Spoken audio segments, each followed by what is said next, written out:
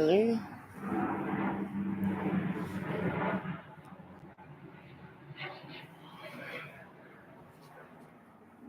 I keep missing it though.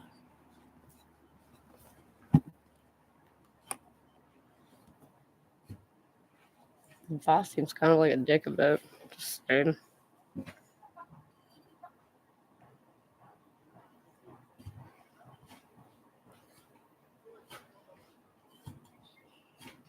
Ooh.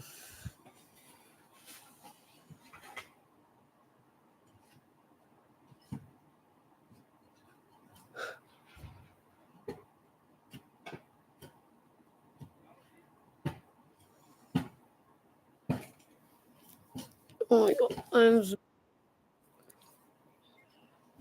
Are you serious?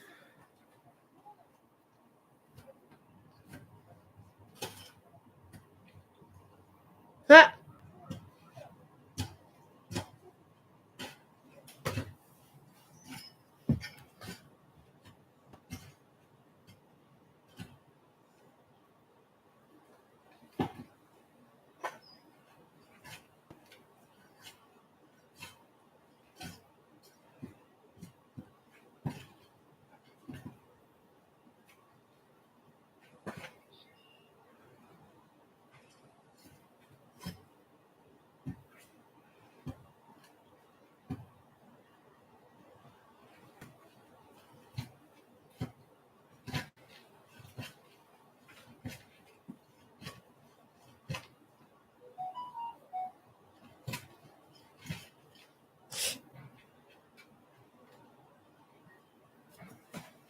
Yes.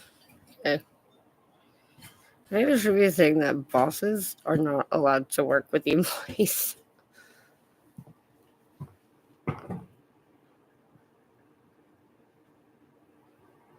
You're fucking weird.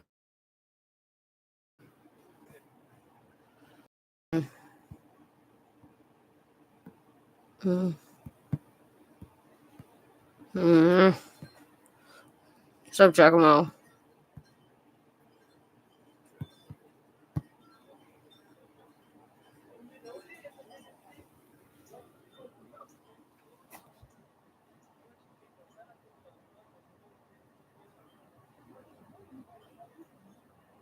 Oh, wow.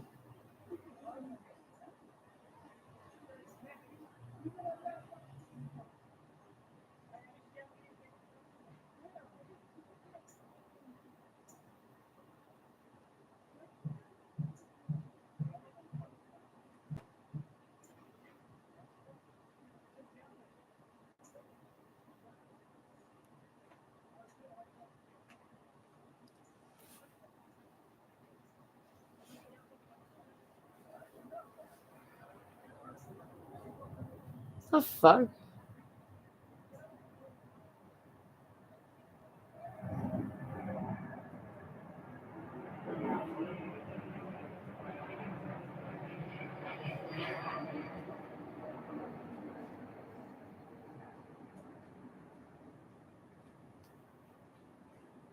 What the fuck?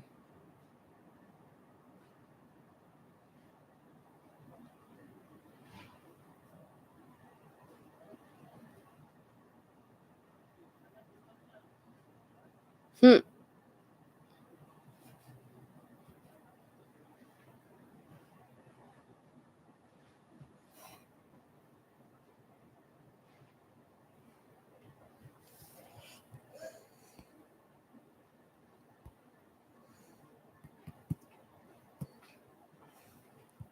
Why are we even doing the Grand Prix still? It's so fucking stupid. See, that's not normal. It's fucked up.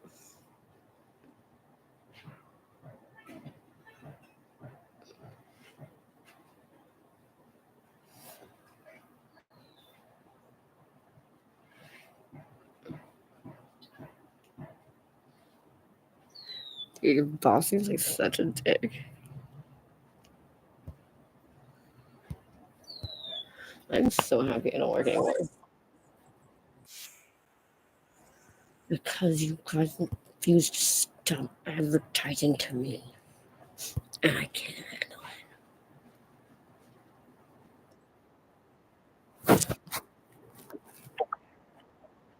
What are you doing? Like,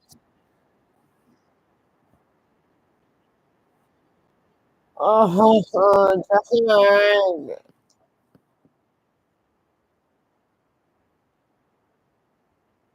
What?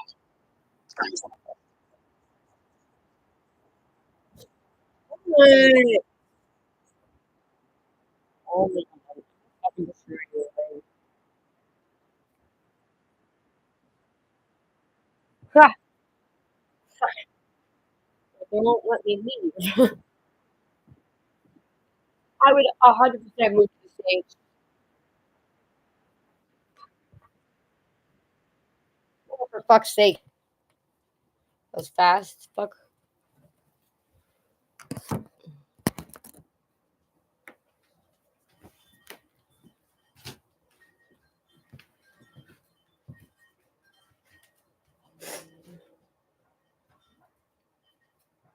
Fury, I can't even with your shit.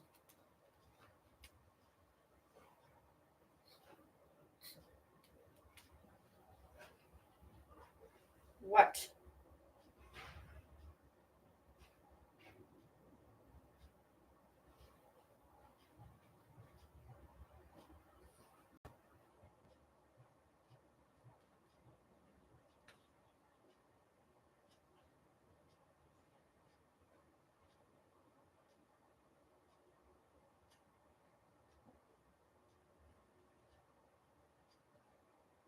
Hmm.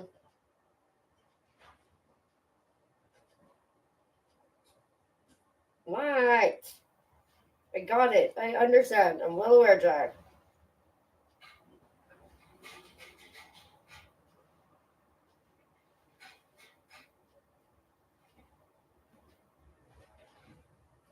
You know what?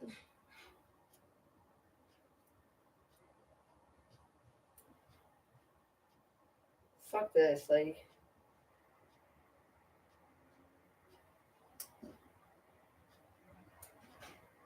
fucking awful.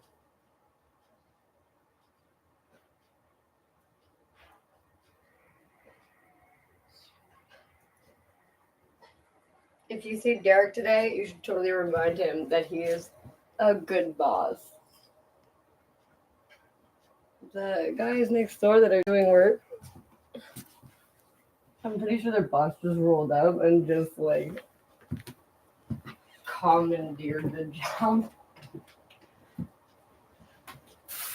Yeah, it seems like it's total fucking plot.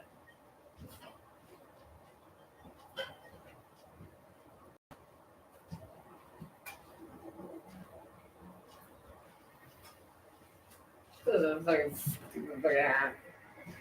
Okay. Oh, for fuck's sake.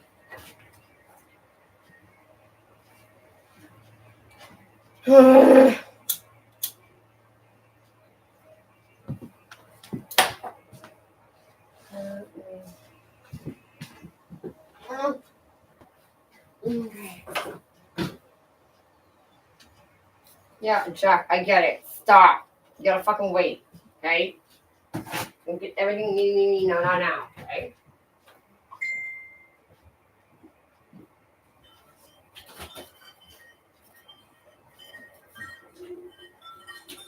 Oh,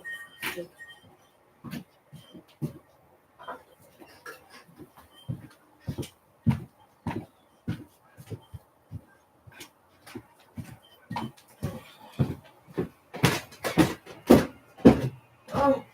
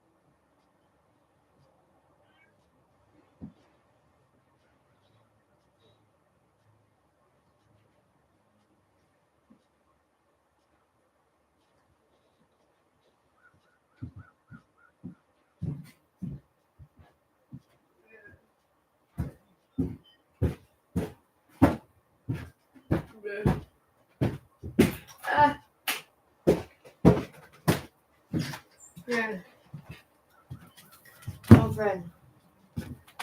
Oh.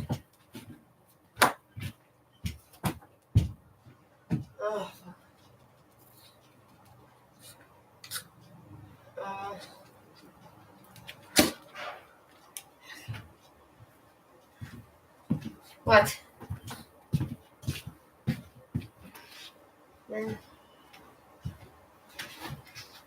What? Fuck out of here.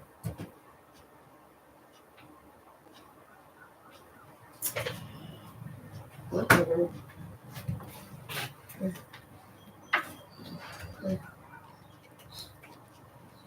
Mm. Mm.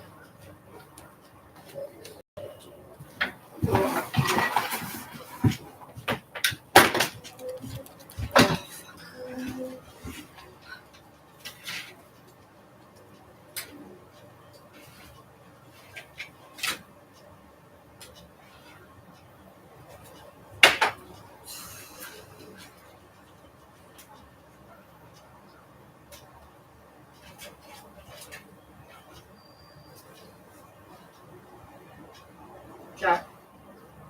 Smile. Yeah, I know you want food right this second. Okay. Move.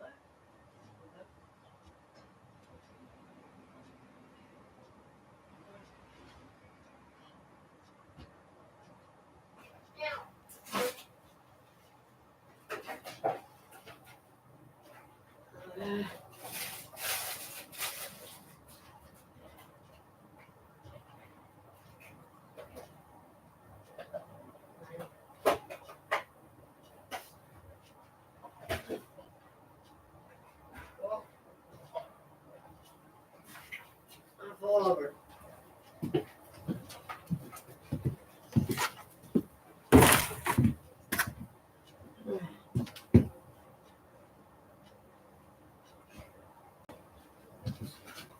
The butt breeze.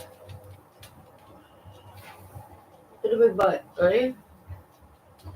Look at the big butt. Mm-hmm. What? Yeah, you know, all you refer for is food. My sanity.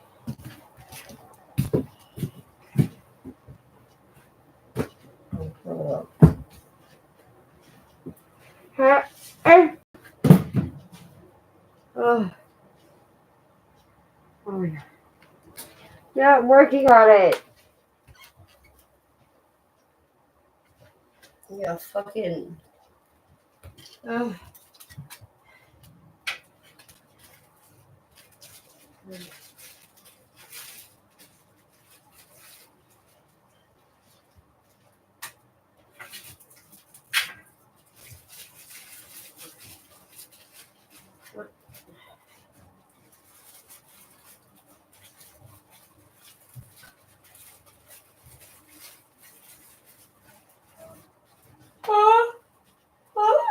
Okay.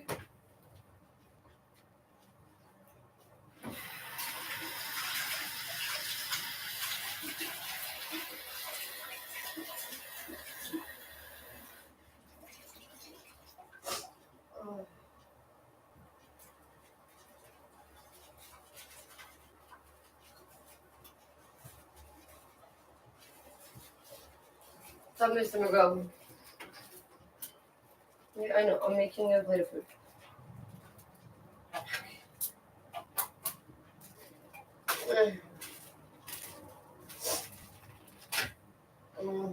Food dog.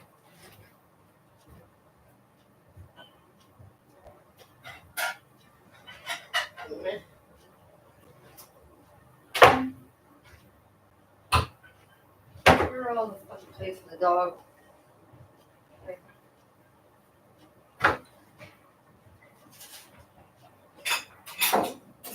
Mm.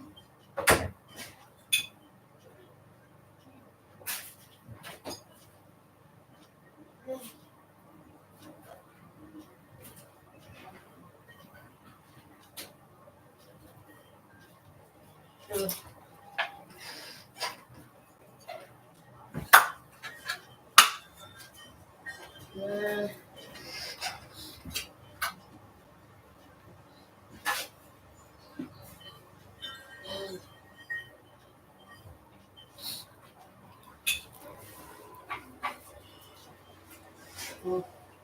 Oh my god. Okay. Can't work on it. Come on.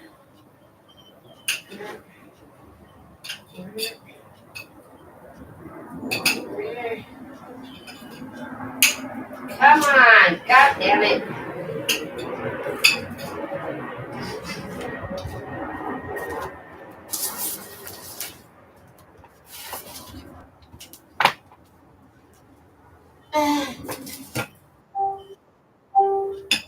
Okay.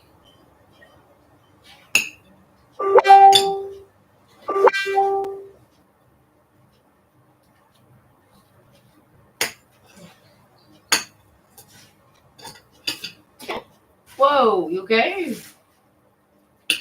Jeez, you okay, mister? What the fuck is that?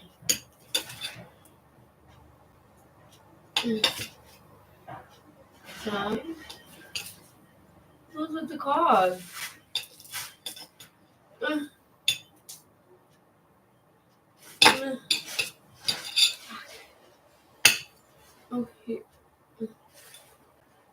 What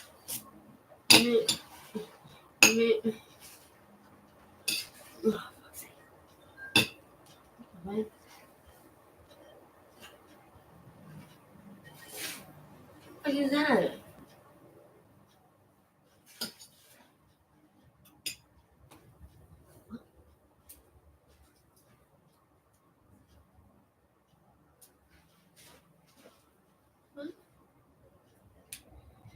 Okay.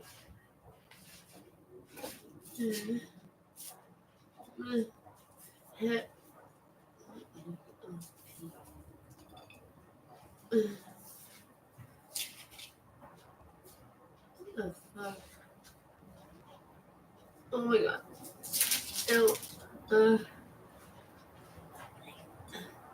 Okay.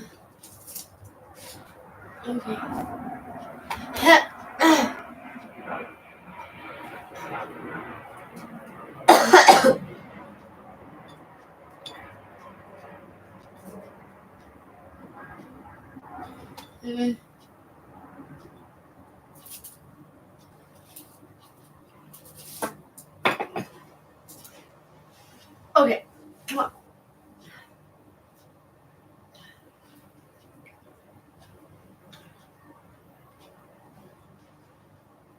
Okay.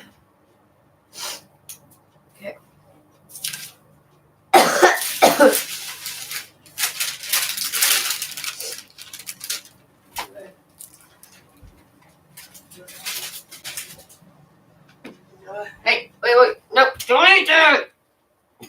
Over here. Over there.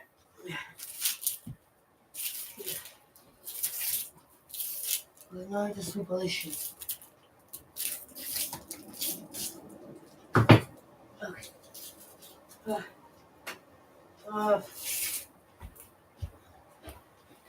Ow. Oh my god. Oh my head. Fuck. Hey.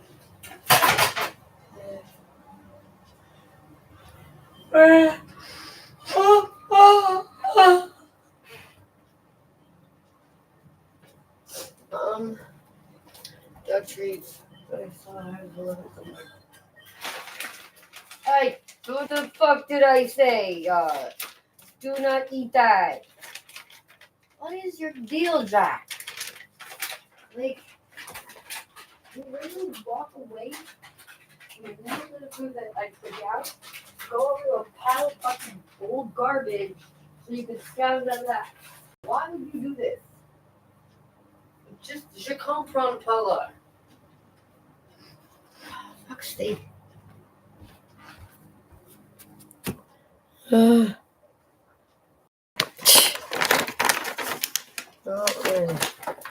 Yeah, I know this is what you want. I know. I'm well aware. And you would literally go eat fucking garbage off the floor instead.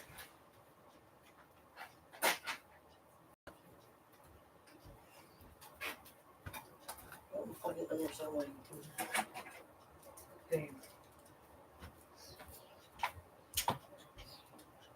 Okay.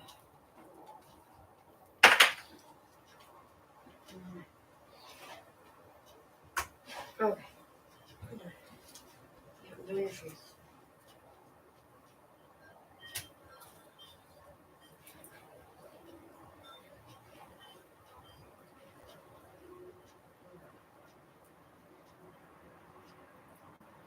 Okay. Dog. Good boy. I don't want you to be such a jerk about it though. Like, you know not to eat stuff off the floor.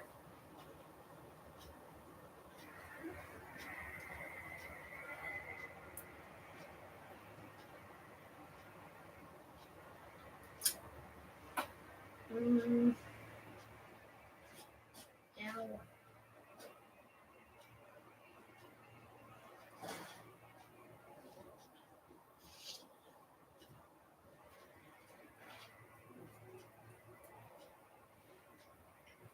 Oh yeah. That is so fast.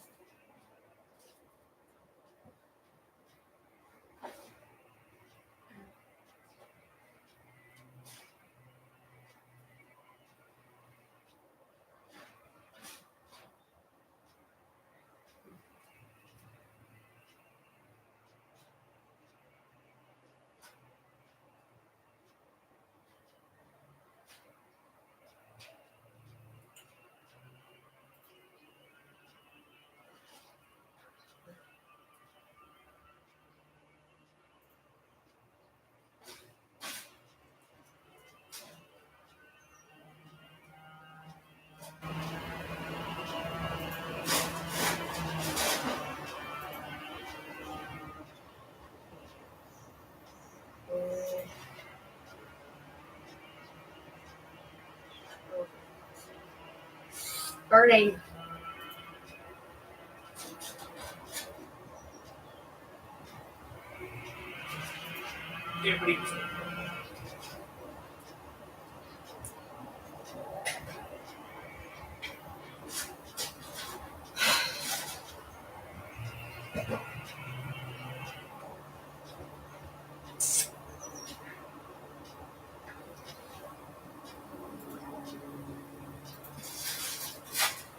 Premium. Now that's worthy of your attention. Kind of like Mr. Whiskers. Get an online quote. Montrealers have all. Okay, that's right. Super not helpful.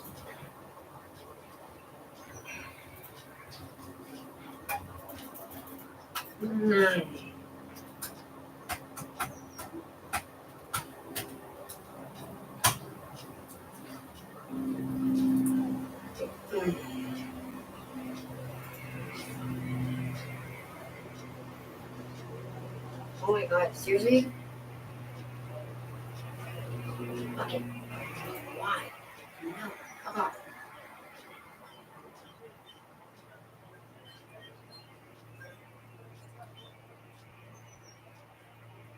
The truth will be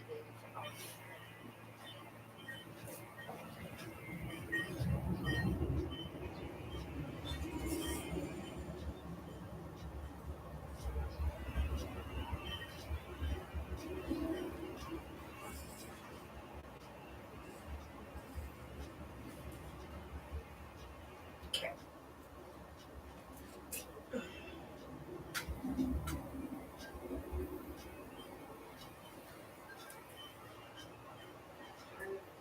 harassment and what?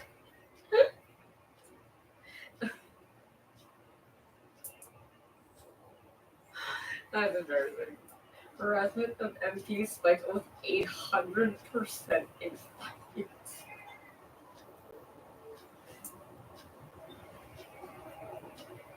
That's fucking hilarious.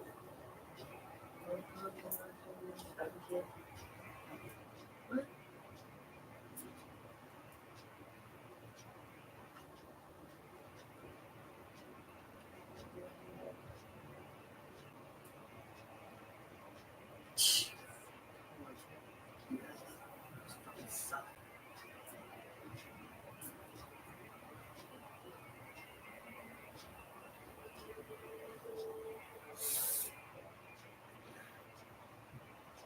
Three minutes ago. You know what?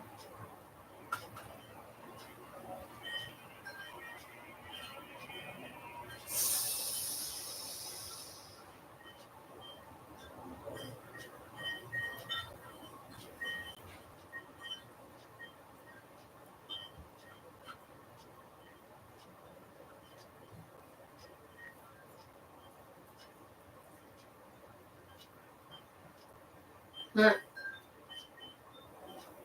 What?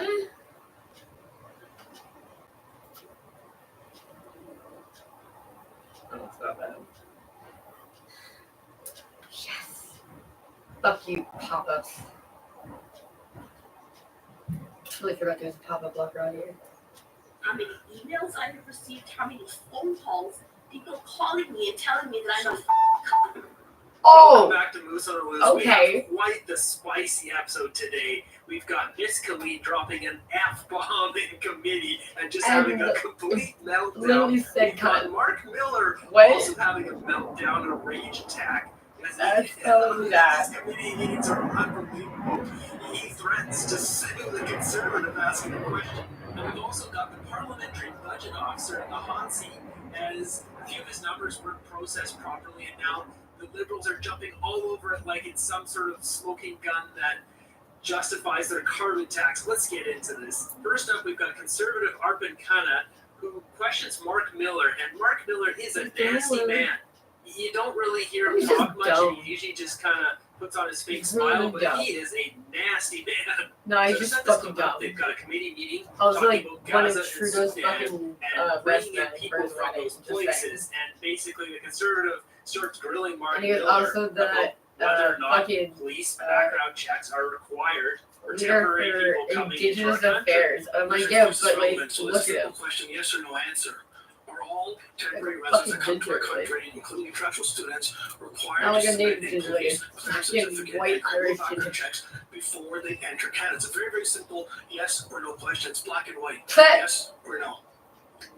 So first, let's make a couple things clear. I don't tell you what questions to ask. Don't tell me. Oh, wow. Don't tell me how to answer those questions. Let's hear your answer to the question. Thank you.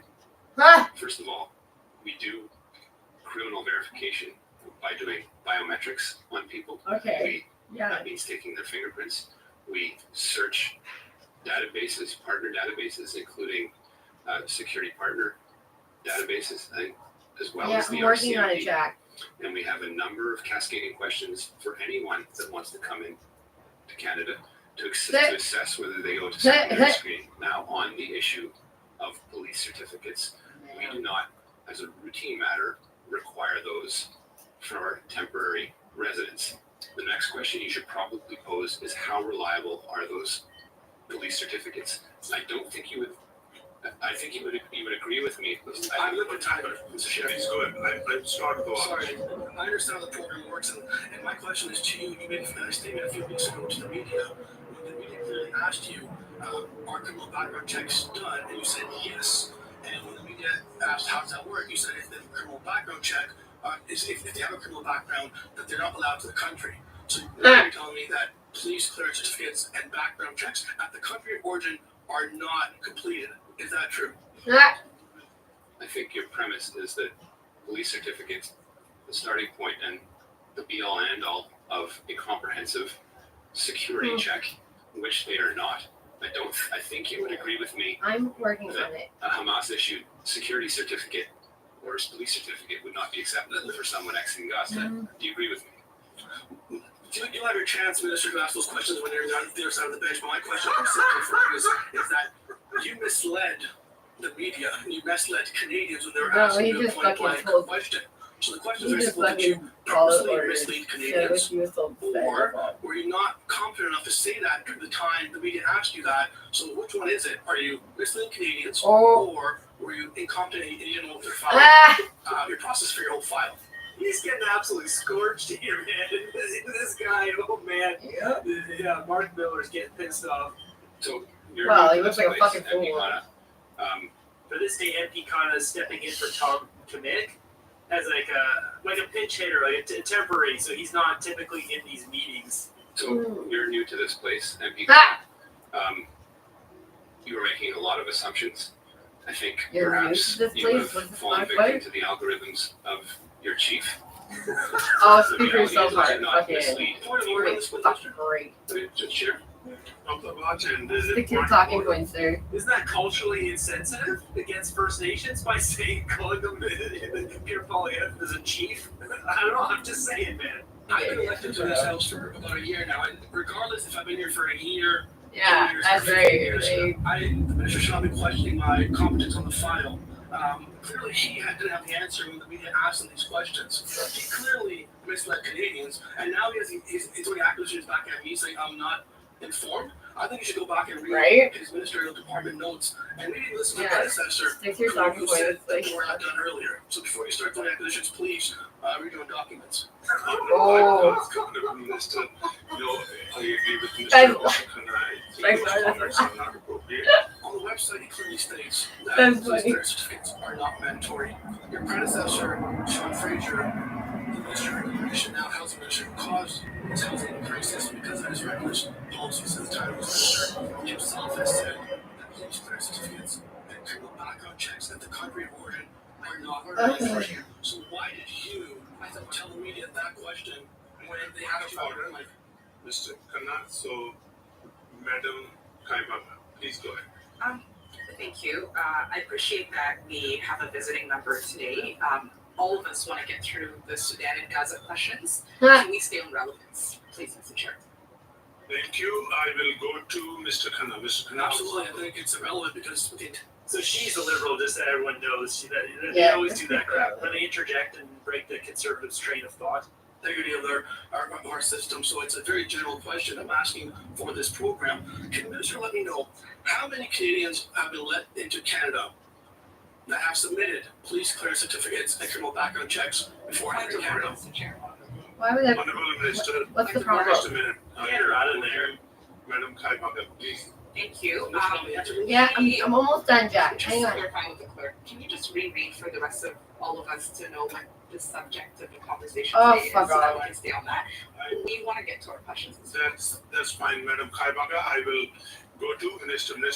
Resident, you obviously have to provide Oh, those types shit. of checks. But for temporary residents, I never said, and this is where you are misleading people, Mr. Kana and your colleagues, the police certificates were required. I said Oh, we man. did You're verification. That's what we do. That is true. Uh, If you assume the contrary, you assume all the responsibility Okay. and liability with respect to that if you make those statements outside of there. He just threatened to sue him. This nasty man. Look at him. He's just an angry guy. I bet he's real fun at parties. Confirming that police clearance certificates and criminal background checks are not done for temporary residents entering this Canada. And I have never said Mm. that certificates are required for temporary residents. They may be required if an officer decides to do so as part of a cascading security screening. None of your colleagues should pretend that I ever made that claim. And if they do so outside this place, there are consequences. Oh, fuck So off. how many of those that have been let into Canada, temporary residents, have had to And submit it police usually. clearance certificates? How many? Oh, my God. Just one brief. Oh. You would have to ask over what time period.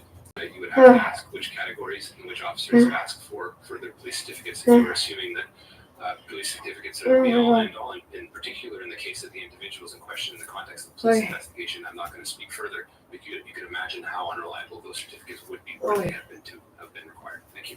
Next up, we have this clip here. I had been digging. I cannot find the original source, so I apologize. This will be a little low res. I think this is from today, so they haven't posted the video yet, but I think somebody screen capped it live or something. But anyways, posted by Concerned Citizen, the Liberal meltdown continues. Liberal MP Khalid, Ikra Khalid, has a meltdown due to Canadian citizens insulting her online.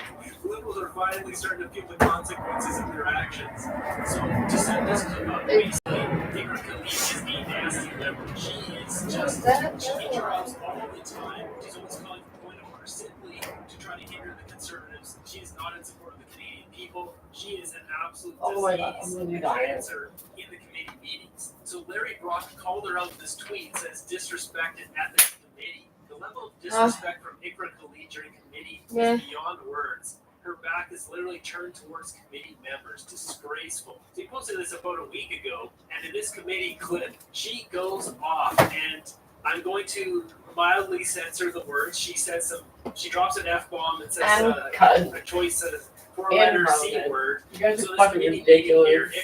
Some assholes got a gun into Parliament the other day. Like, well, I was going on a hunting trip, and I thought it would be irresponsible for me to leave it in the car. You fucking idiot. What a fucking dumbass. I can't believe fucking... Oh, okay, so we need to be told you cannot bring a firearm into the Parliament building. You guys are fucking retarded.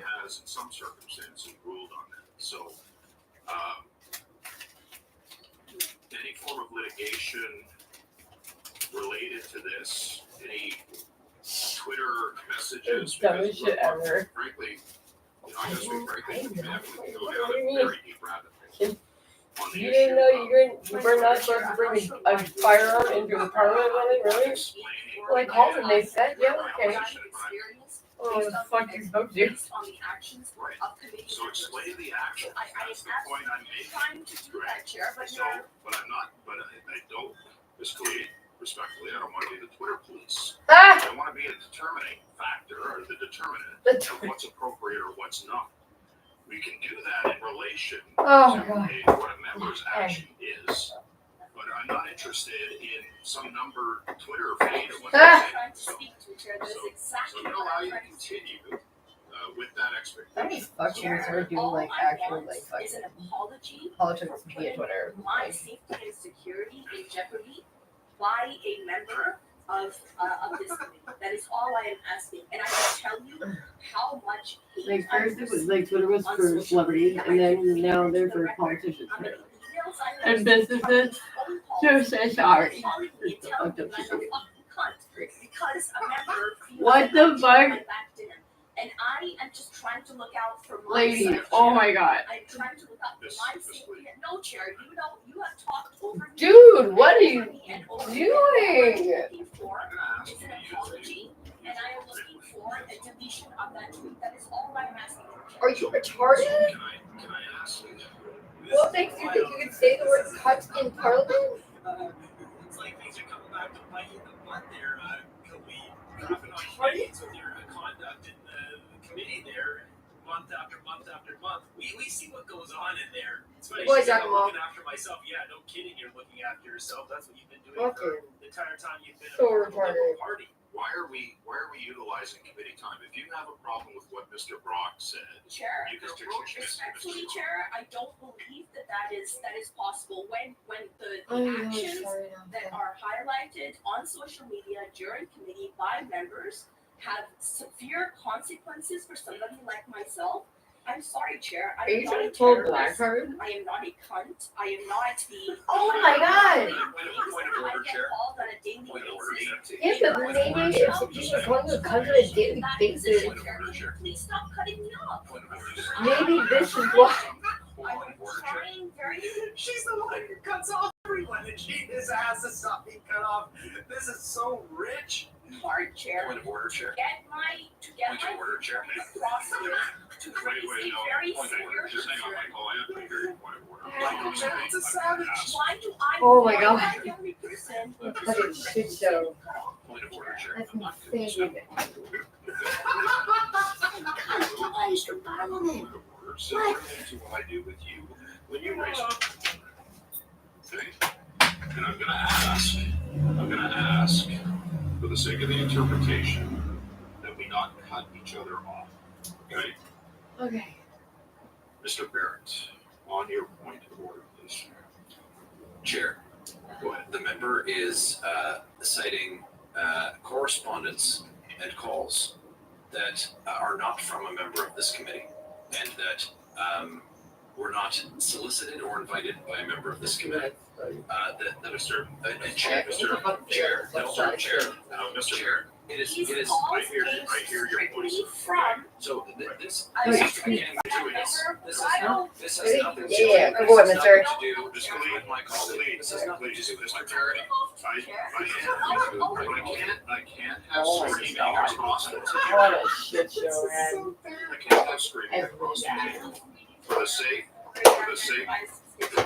well, What a fucking Chair, Mr. idiot. Chair, loudly both interrupted me while I was on a point of order. Just hang on a second. This is an absolute disaster. Ikra Khalid is just the worst ever, and she's getting it back now. Tough luck. Maybe actually act with some honor. Do the right thing for once. Okay, Mr. Good one, mister. Hang on with your thoughts there, Mr. Barrett. This is a wild session here. Okay, so I've heard both points of order. I've heard Ms. Khalid's question of privilege. Mr. Chair, point of order. You did not hear Ms. Khalid's point of order. That's fucking nice. What a fucking dumbass. She was cut off continuously by both the chair. Yeah, because she said She did not get a chance, Mr. Chair. the word cunt twice in Parliament, which is probably fucking. Dangerous instance directed at that. Oh my god. Another member of this committee's comments. It's honestly like watching, what do you call it? The British fucking Parliament. Holy shit, man. That is fucking hilarious to watch. Are you serious? Hey, no! Wild. Stop! Why? Representatives of this party. Captain Dictator, Ah. I think he's gonna be having that. I think he sent out a tweet from the Liberals official party and take the blame for that one too. Look, She did that to Go herself. here. Because she said Eat. she doesn't get to blame Fucker. others for her Like- actions. Awesome, couldn't happen to a Eat your nicer food. team. She wonders why she gets called. She loves playing the role of victim. Good, this whiner should have been kicked out long ago for her hate speech towards good Canadian taxpayers. Khalid is a spoiled little brat. The chair is unbelievable. The power of will to stay as cool as the biggest ice shelf during this. I want to clap for him and applaud this type of behavior. That is the type of political discourse that needs to be displayed to the public as it commands respect and attention. What? Yeah, Good boy, it's mister. unbelievable Thank how you, what? he can just keep enduring the garbage. She's calling point of order and like attacking the chair, Miss Khalid here. It's just one of the biggest bonehead losers on the Liberals bench. Speaking of bonehead losers, we've got Stephen Guilbeault. Oh, So let's get into this story here. So basically, he reposted this. Port Houston Axe the Tax rallies contains big air from the National Observer. This is, come on, guys. Talk about getting sued. Facts matter. Poilievre would rather make it free for big polluters to pollute than to propose any real solutions to climate change. Basically, it came out that the parliamentary budget officer didn't incorporate some of the industrial numbers in his findings, but basically his findings were nearly the same. But the Liberals are jumping on this and saying, "Oh, that's the smoking gun. Yep, Canadians get more back than they pay in." Blah blah blah. Good boy, The mister. interview here with Bassi and Eves. This Good guy boy. is really dry to listen to in every interview. Right at the end, though, he sums up a big, long-winded speech. Good? So we plan on doing that. The work is underway. So that should be ready in the second half of this year, probably in the fall. Oh my god. So what he's talking about there is they're redoing Is the that Stephen reports Guilbeault? with these new findings. Good boy, to be mister. ready at the end of the year. Here, want your bone? Before I let you go, Mr. Shrew, I do have to ask you about the political aspect of all of this. We've spoken many times on this program about the price on carbon, the carbon tax Very cool. is a political football. Part of the reason that this became public is because a Liberal MP is kind of calling out you and your office for not being more forthright about the fact that this wasn't included, for just kind of putting a notice on your website. Does he have a point of being more public about this, given the degree to which this is political? What she's talking about there is this bootlegger. He's the finance parliamentary secretary. Go to the side if you want. He sent a message basically saying Go to the side if you want. Eves there needs to come out publicly and say something about this. When he's already Good one, posted it on mister. the website, he's posted it where the document is, that there's slight changes to it. I don't think he has a point, to be honest. What is that? We put that notice on our website. We also put notices on the web pages Okay. that post the 2 reports that we did on that. We reached out to parliamentarians.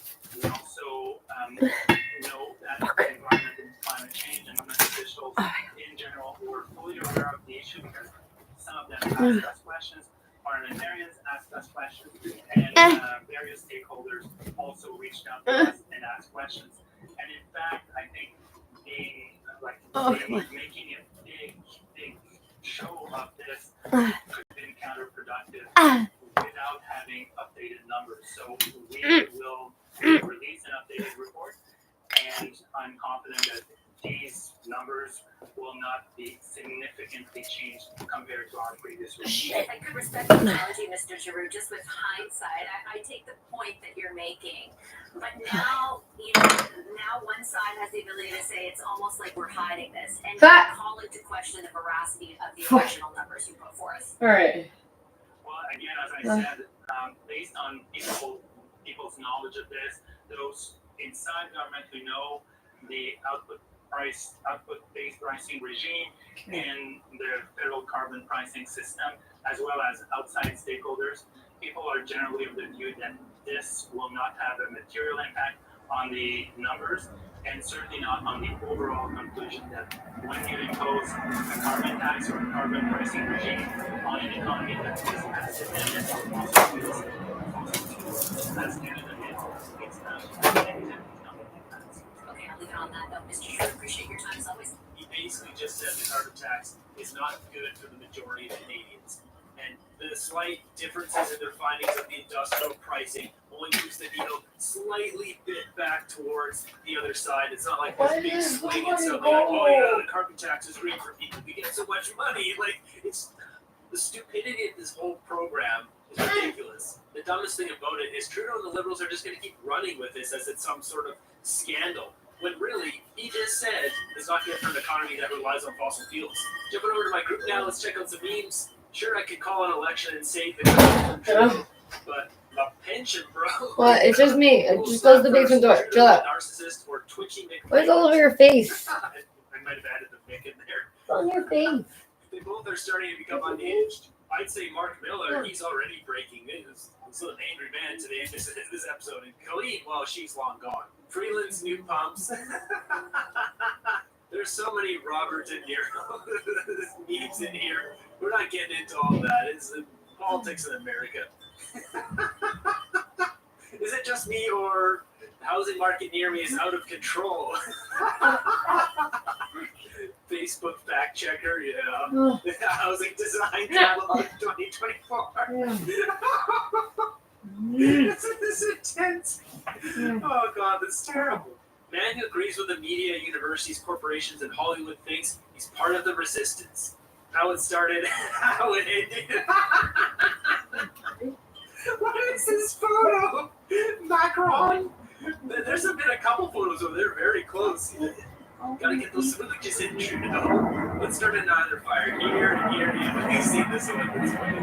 Here's a graph of Canada and America's economies. America is the blue and Canada is yellow. As it says here, I can't remember what happened in 2015. Yeah, 2015 right here when we're both the same, and now America has gone to the moon and we have gone nowhere.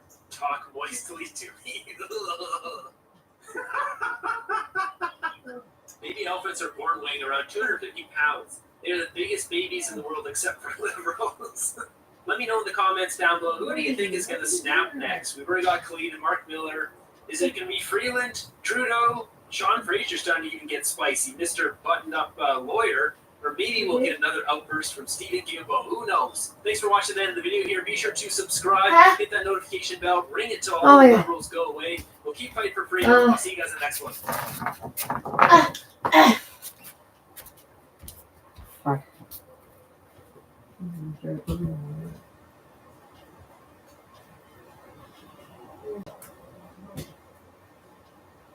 Oh my god. Why is it so fucking cold? Your mission at the moment is myth bust and allow These are very cool. healthcare. Let's get into that again. Dr. Mike Prochaski. He's the absolute practicing medicine doctor with over 25 million followers. Who's created one of the largest health education platforms Brock. in the world. There's two real things that you need to think about. One, calories in, calories out is Please shut the fuck up. This is important. You need to have Like, I just think it's fucking hilarious the amount of people just like can't seem to fucking feed themselves. Like, you guys are told what to eat, when to eat it, how much to eat. Like, and you guys are like, I spend X amount of money at the fucking gym. Like, maybe you're not working hard enough. And you wouldn't even need the gym. Maybe fire the landscaping guy who does your garden.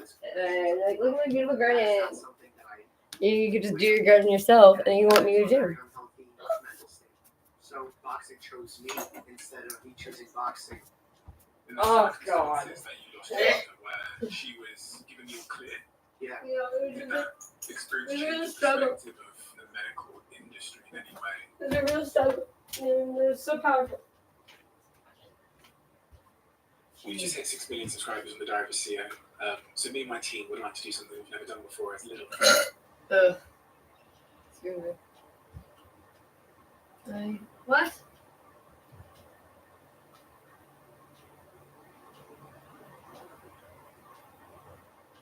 Interesting.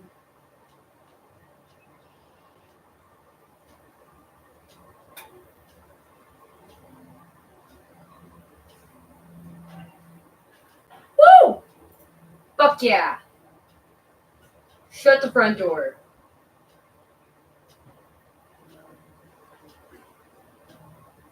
Aye. Yeah! Ad blocker! Fuck y'all. In the summer of 1967, there was only one place to be. The whole country was on the road. Destination, Expo. Shut the fuck up. Okay. The generation. Yeah. Legendary summer of Expo 67 Okay. in Montreal. Oh my The god. world came to our doorstep. I'm freaking out. Canadians came together. Oh This man. summer was the longest journey of their lives. The first time they met a person of another color. No shit, eh? Another language.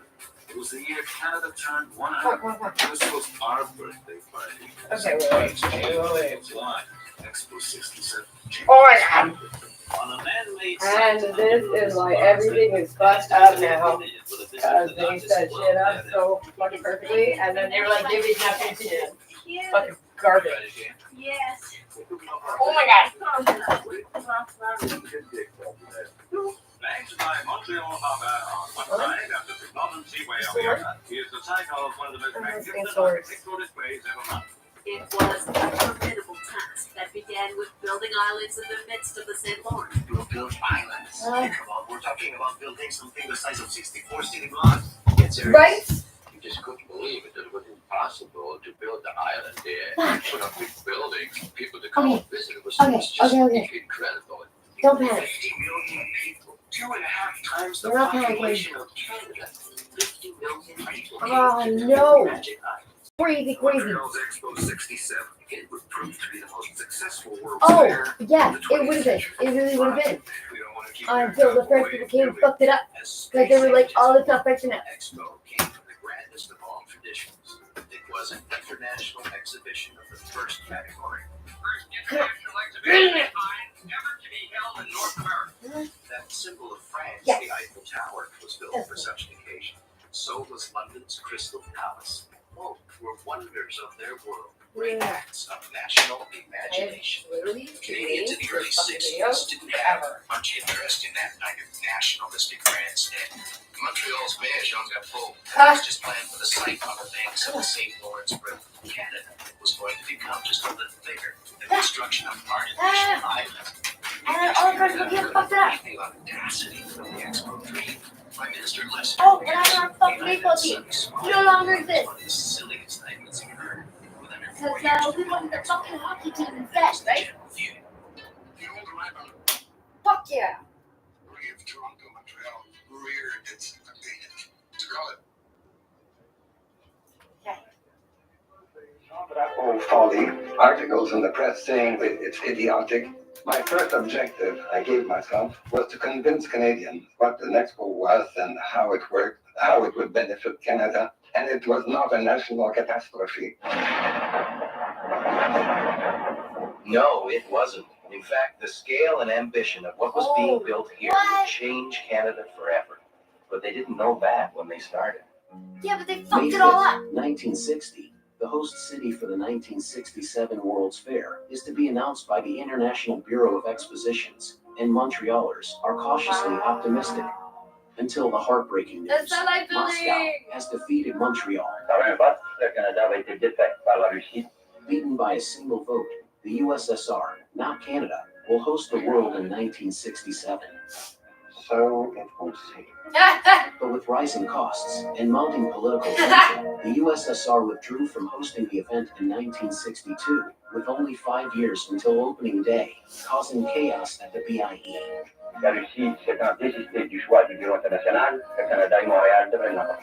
The BIE quickly awarded the fair to the next qualified bidder, and Mayor Drapeau proudly proclaimed that at last, Montreal would get a World Expo, with one major problem. They had 1/3 less time than other host cities, and some cities had spent 12 years building their World Fair sites. And Montreal no longer had an available site.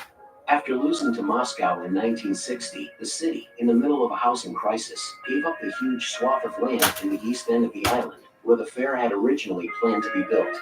Montreal would now have to build the largest World's Fair in history in less than 5 years, without a site, and in the harsh Canadian climate.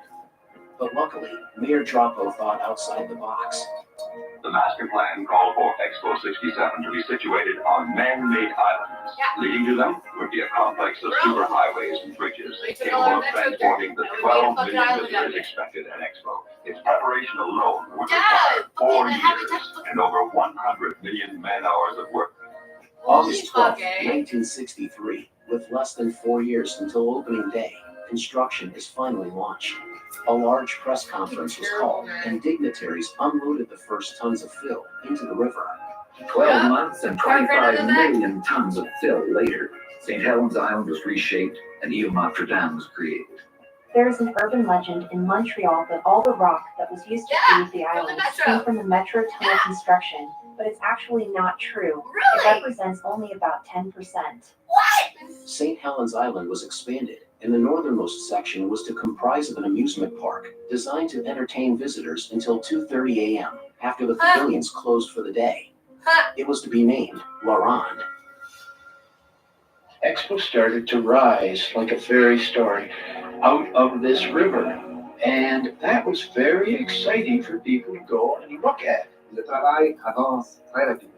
C'est pas it's crazy. Fucking, it's like the fucking In the beginning, Expo was 10% engineering and 90% marketing. We decided to take the site and we made it into maps, which we showed constantly. We get a phone call from Macy's.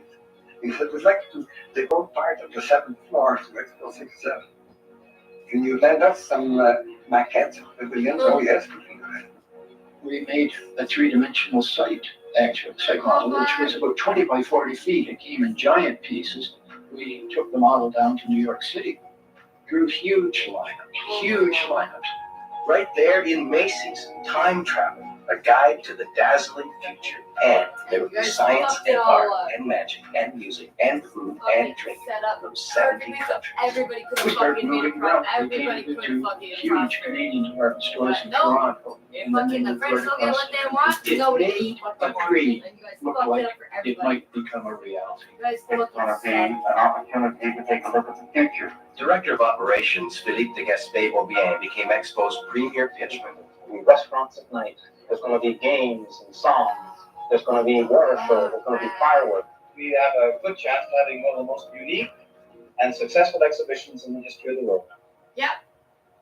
We wanted to And we fucked intrigue it out. the American public, and we ran a full-page ad in Life magazine. Look what the Russians are building just 40 miles from the USA. As an American, you should look into it. No It was a shit. very shocking ad, and it worked very well. But would Expo be ready? The foundations are in, the islands are above water. Now let's get to work on 51 miles of roads and paths, 27 bridges, 847 buildings, endless vats of concrete, paint, and plaster. It looked absurd. 600 structures were reached to the sky. Truly an unrivaled feat for the eye, for the mind, and for the spirit. What the fuck? August 21st, 1964. Across the expo site, work was well underway. As the months passed by, the pavilions started to emerge.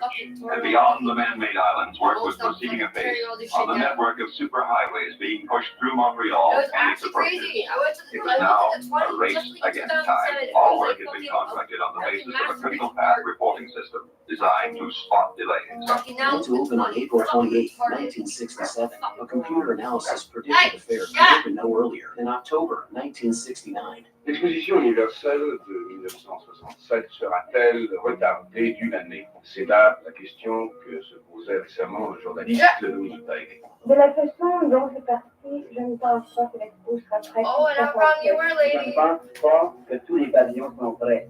C'est trop tard. J'ai trouvé quelques opinions pas mal pessimistes. À l'expo, nous ne sommes pas du tout No, you guys pessimistes. did Je right. vous assure que You l'expo want sera fucking English people to fucking have jack shit. Je ferai pas ce qu'il faut.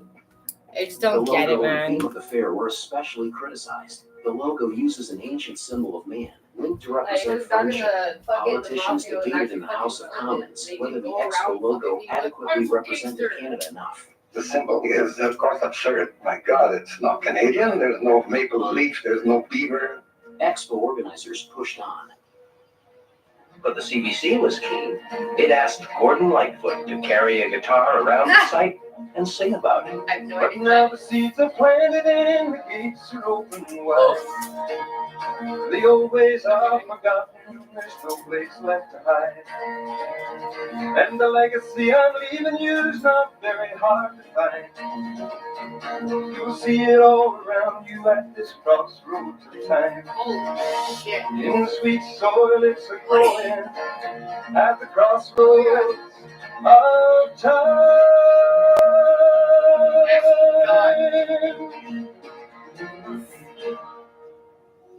Across the length and breadth of the site, the futuristic shapes of the pavilions were rising against the sky. 240 days to go. The Bridge of Isle had been completed.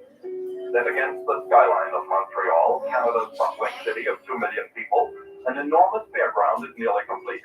On a peninsula and 2 islands in the St. Lawrence River, all mostly man-made, a wonderland of 1,000 acres is taking final shape. Expo 67 is the biggest global gala ever undertaken, and advance word is that it may very well be the best, too. An estimated 12 million visitors are expected to flock here when the excitement starts. 12 million people in 6 months is 2 million people a month, 500,000 a week, 30,000 people an hour. How do you move 30,000 people an hour over Expo 6? The answer?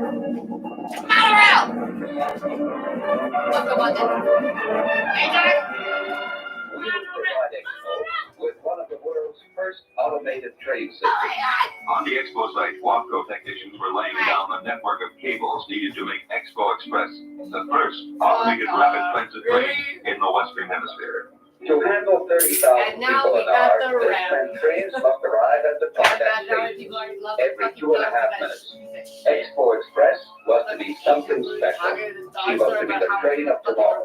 It was so early with the automation thing that they actually had a guy posing as a driver so people wouldn't freak out about it being on a train run by no one. When planning for Expo originated less than 4 years ago, Now we have the fucking room where people are like at the fucking main console and they're like, is this supposed to be exposed? Despite predictions by learned experts that the job couldn't possibly be done before 1969, the organizers of Canada's 100th anniversary will be ready for well-wishers when the gates open. In late '66, Expo was everywhere. I introduce Mayor Jean Drapeau of Montreal, who's here tonight. And then the master of ceremonies to all America gave Expo his blessing. Incidentally, Mayor Drapeau in Montreal will play host to 70 nations. Montreal's exposition in 1967, so we'll be up there to see you, Mr. Mayor. The tide literally turned. The whole world was suddenly talking Expo. Just in time, the world's best party was about to begin. Yeah, but it's not the Habs. And fucking hockey is our, oh wait, no, it's not our national sport, is it? Oh, whoops. Fuck that one up.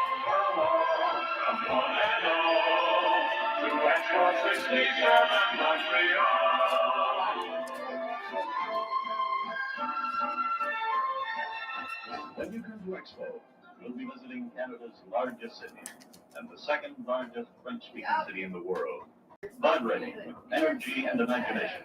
You saw a city, a Canadian city, that you couldn't imagine could exist in Canada. You'd never seen a city like that before. It was an overwhelmingly exciting experience. Coming from Windsor, Ontario, which is a blue-collar town, Montreal seemed pretty exotic at the time.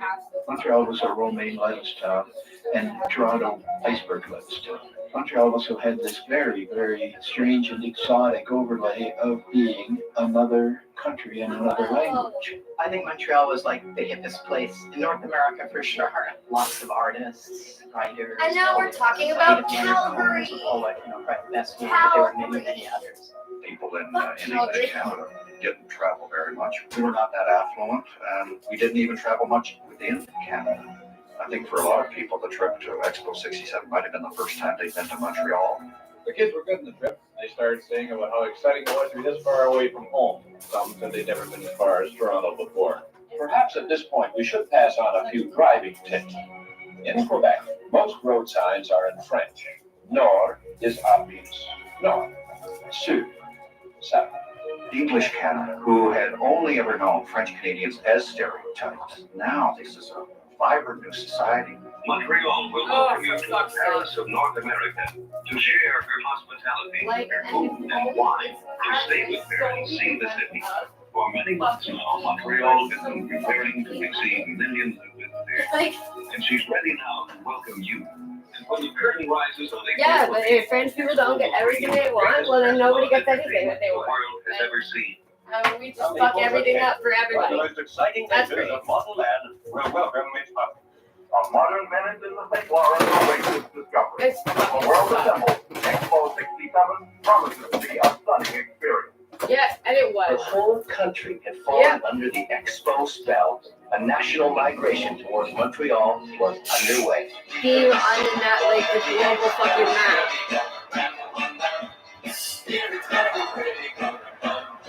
My family that built that shit.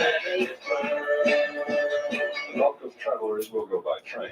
And fucking Canadian talk National about fucking warns that reservations your could be ancestors made and your 2 weeks ahead. heritage. Air Like, Canada is adding 5 extra flights a day and more. don't be surprised when no one gives a fuck about your fucking heritage when you literally go out of your way to destroy Yes, people are ours. going to be coming to Montreal from all over the country. Fucking Now, shit if that you was agree built that by my family Montreal members. is getting there, then you'll want to do so as You easily guys fucking are and like, well, as it's not inexpensively probable. as possible. Many of my garbage. friends in the States were making their pilgrimage to Expo 67. It was great. I know we have 15-minute It was cities. on our home How's turf. this working out? Montreal Really was good, a place huh? I had never really visited Really, before. really well. We were all feeling very 4 proud fucking hours on the of fucking Quebec, 20. what they were had managed to do in short order and were rapidly come past the rest of us. Largest World's Fair ever, the International Twin Island Wonderland is ready for its gala opening ceremony. It isn't until you look down from a helicopter that the size of Expo becomes apparent. It's the greatest world exhibition ever staged, the culmination of 4 years' efforts by the city of Montreal. If ever the phrase was appropriate, this is indeed the greatest show on earth. It's only hours away now. The mood has gone from is it going to succeed to we can't wait.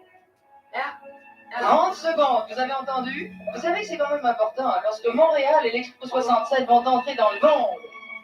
There were huge crowds, and just literally thousands of people were at the entrance waiting to get in. It was thrilling. You fucking You serious? had the feeling the whole world had an appointment with you in your own living room, in your own backyard, and you were happy to see them there. I felt an immense sense of pride. Magic was in the air. With staging and showmanship worthy of a truly historic occasion, the inauguration began with a torchbearer, Olympic game style, running to the Dominion Beach. Montreal holds it to itself to bring together the nations of all the continents in a place where there could be an exchange of ideas, mutual understanding, love, and peace. It fell to Prime Minister Leslie Pearson to light the flame of Expo 67. I don't know that. I Canadian don't know airport that. just Artists for are listening. I overhead, didn't even know. saluting the I opening. It's expected that some 35 million people will come to the exposition. The snowbirds. Les sirènes, les bateaux, les bateaux fonds, les cloches de toutes les églises de Montréal. Oh no, generally I used to be like a proud Canadian. Like, I used to be proud to be Canadian. Now it is literally just shameful. Like, everything that you fucking Canadians fucking did, and they said, well, it's for the greater good. Like it had to be done. Like, but it'll pay off later on. Guess what? You fucked it up. And I do remember Bobby Gimby's song, Canada, playing over the loudspeakers as the fair opened that day. Shit. No.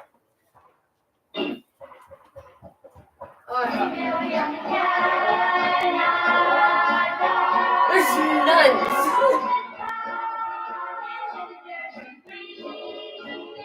Daring architecture is perhaps the hallmark of the fair. Never before has so much bold imagination been concentrated in one spot. Spectacular fountains, curving sweeping towers and minarets, majestic waterfalls combine in a feast for the eye. D'avoir à côté de nous, il y a cette Canadienne anglaise de That's what Sudbury. that is. In a feast for the eye. Towers and minarets, majestic waterfalls combine in a feast for the eye.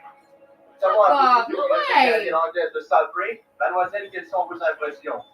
Je trouve magnifique. It is. It's crazy. It's just unbelievable that Canada was asserting the fact that it was unique, it was different, it was bilingual, bicultural, soon to become multicultural, and feeling kind of good about itself, and feeling that we could have a party and invite the rest of the world. And if you're inviting everyone needs a passport, an expo passport. Your ticket is printed like a passport. Yo. Because your visit No to way. Expo 67 will be a visit to the world.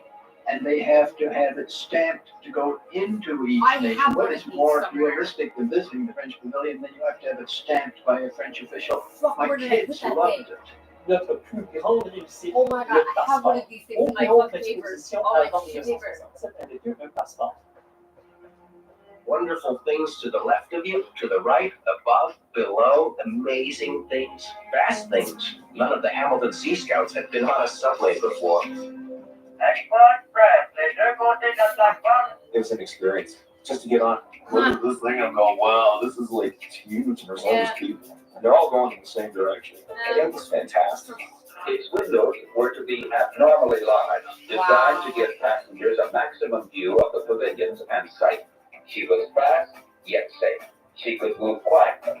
By any standard, Expo Express .com.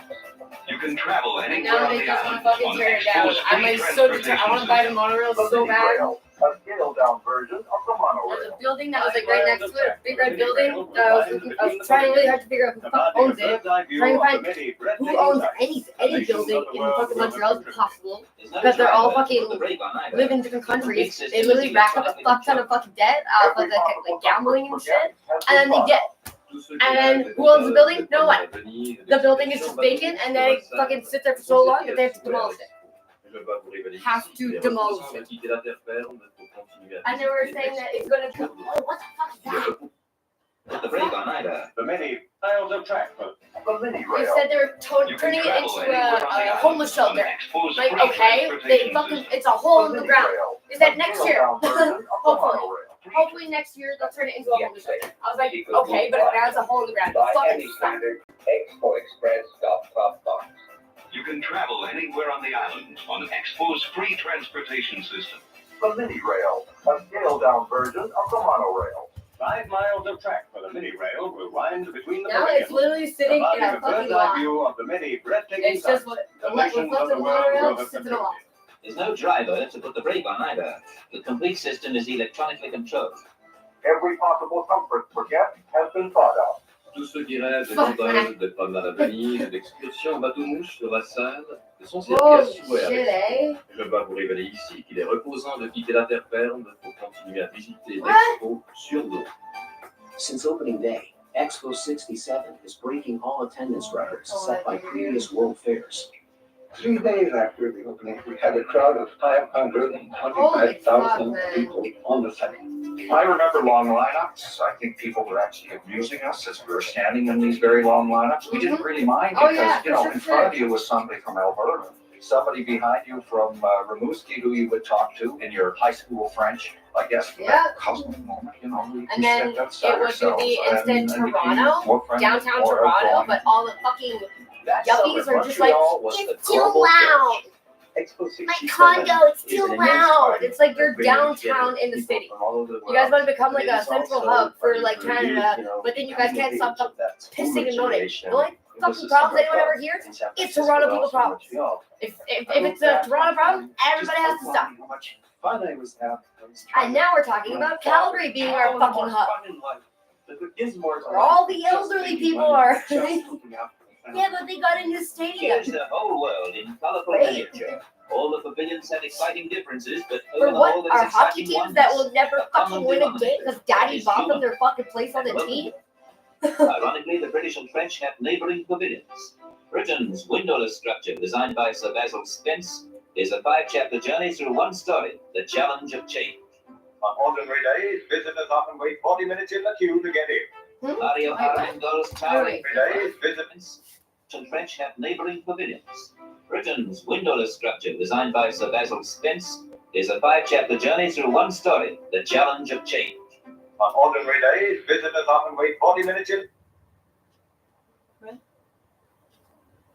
the queue to get in.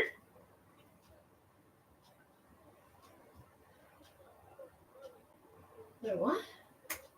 Mario Armendo's towering figure symbolizes the dominance of man. Wait, Legrand?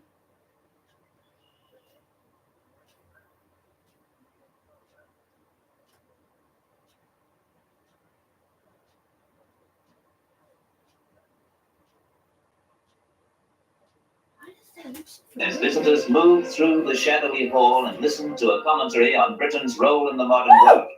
The Anglo-French concord is represented by Amon.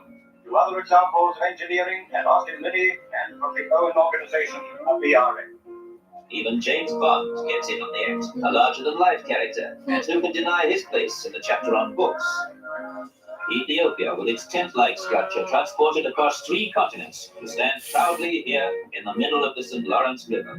At Expo, you can travel the world in 1,000 acres. From Ceylon, it's a short walk to Burma. There you can sit down and take tea while contemplating a trip to Thailand, just across the canal. In the vastness of it all, the giants face each other. The Russian pavilion, built eventually to become a university in Moscow, is across the river from the Dome of America and sits astride the mini rail track. One of the great I think went through there. The United States Pavilion is among the most dramatic. It is a geodesic dome. Yeah, and then it caught fire like 3 times by some fucking happenstance of golden glow at night. lightning. Created by world-renowned architect Buckminster Fuller, it is a striking showcase for the stars and stripes. For the first time, we were able to go to artists and say to them, what would you do if you had unlimited space? You want to do 100 foot high painting? Really? That's amazing. The whole idea of having a 3-dimensional environment, a series of lily pads at depth. The space exhibit that dominates much of the pavilion is one of the reasons for its being among the most heavily attended buildings.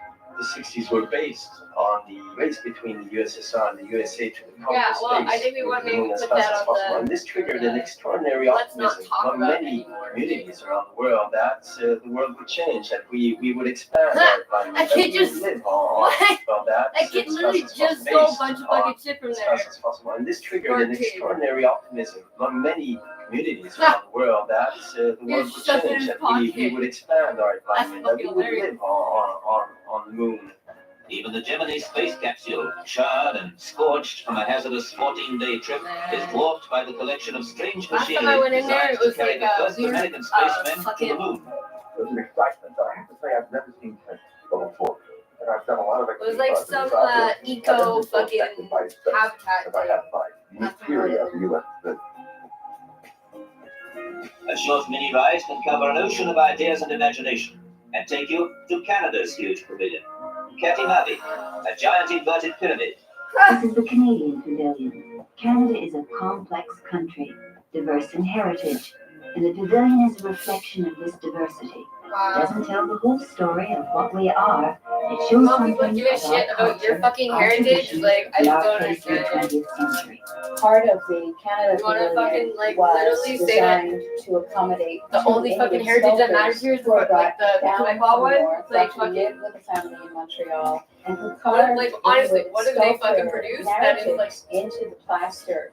The geological cord, mineral other than samples from all parts separatism, of Canada, and a map showing the wealth that segregation. lies That's all they under do. our farms and forests. This giant tree reflects the colors of autumn in Canada's national symbol, the maple. They are made of nylon. The 500 leaves are photographs of Canadians in their everyday life. We call it the people tree. The proudest feature of the pavilion is the Katimavik. The word means meeting place in Eskimo. It's a huge inverted pyramid, the height of a 9-story building, an open hand towards the sky. It symbolizes the Canadian people reaching for a better future. What the fuck, And here are dude? the tourists. You mustn't let them down. There are certain kinds of pictures they just have to take home. Yeah,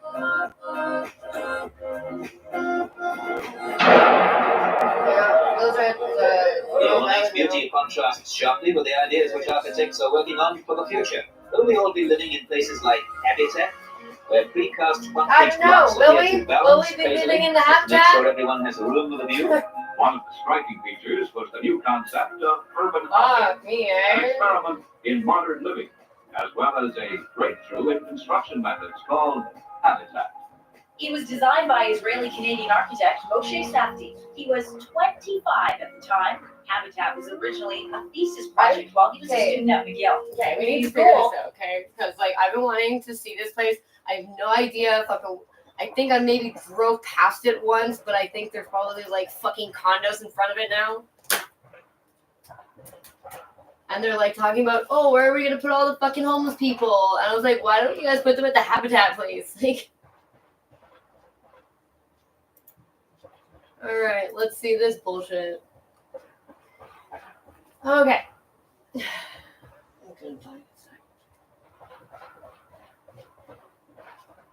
It's considered an architectural landmark and recognized building in Montreal, even though they're like determined to tear it down. Century-old artificial peninsula. Really? No fucking way. Located at City de Harvey? Like, I don't even know what the fuck that is. Century-old artificial peninsula expanded in Expo 67. Breathtaking view of the river. Oh my god, like. Simply Habitat is a housing complex on St. Lawrence River. Oh, cool. It's part of the brutalist architecture. Like, it's so ugly, though. Like, the brutalist fucking architecture, like, phase. It's just, like... But this is just phenomenal. Like, this is honestly...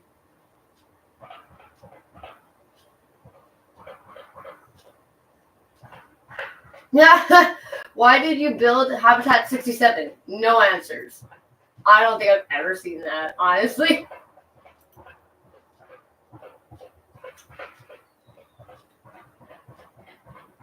Really? What? There are tours 5 years ago. Okay, but that's not fucking bullshit, man. It's private living community? No one fucking lives there. That's bullshit. The best view you'll get without trespassing is going to be from the sidewalk. Fucking A, man. $25 for a tour. Fucking, they were doing that for the, what do you call it? The aqueducts. For like a year, I was trying to figure out like what the fuck that stupid boat with face on it was. And apparently it was actually worth it to take the aqueducts tour. But they stopped doing it ever since COVID.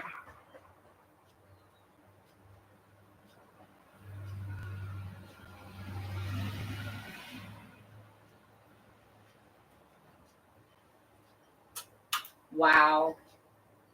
That's some bullshit. What? Ha!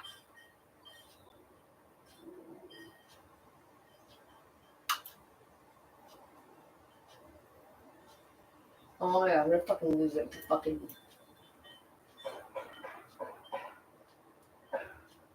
Mm-hmm.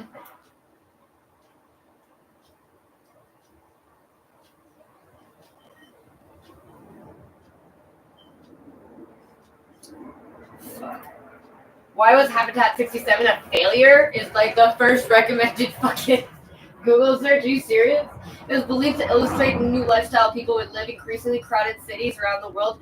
Fucking wow. The guy's goal was for the project to be affordable housing. Largely failed. Demand for the building's units made them more expensive than originally envisioned. Really? Oh, really? Okay.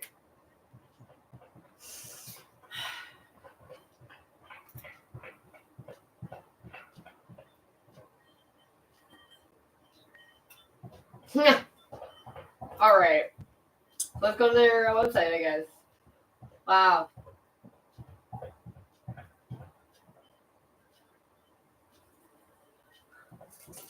You know,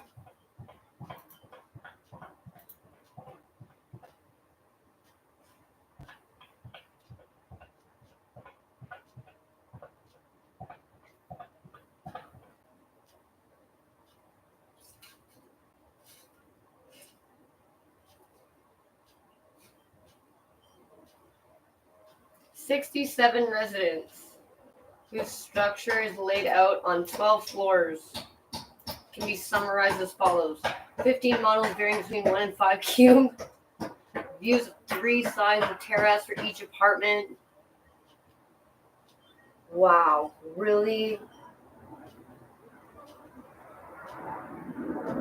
Oh, look. Someone's late for the Grand Prix. This is fucked up, man. I'm shit you not, there is more traffic in the fucking sky than on the road right now, if that's even possible. Pretty sure it's fucking possible, but let's not push the fucking idea that fucking maybe let's have some more traffic in the sky. Fucking useless. Absolute fucking incompetent morons. Post and newspaper delivery at your door, really? You can, what? Lachine Canal. Ha! I'm reaching the South Shore. Yeah, which South Shore are you even talking about, though? Apparently, fucking Montreal's 3 different South Shores. Like, could have sworn that Shaggy was the South Shore, but apparently Brassard's the South fucking Shore. The fuck? Like,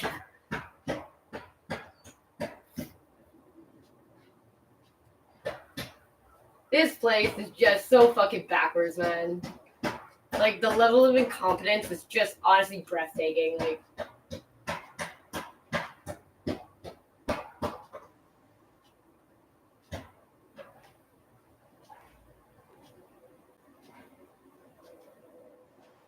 what? That's cool.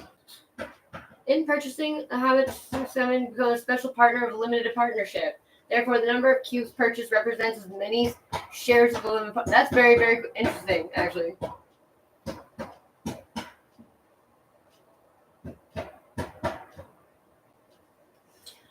Wow, okay.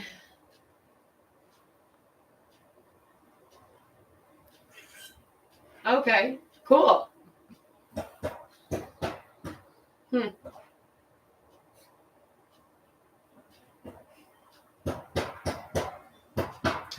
yeah!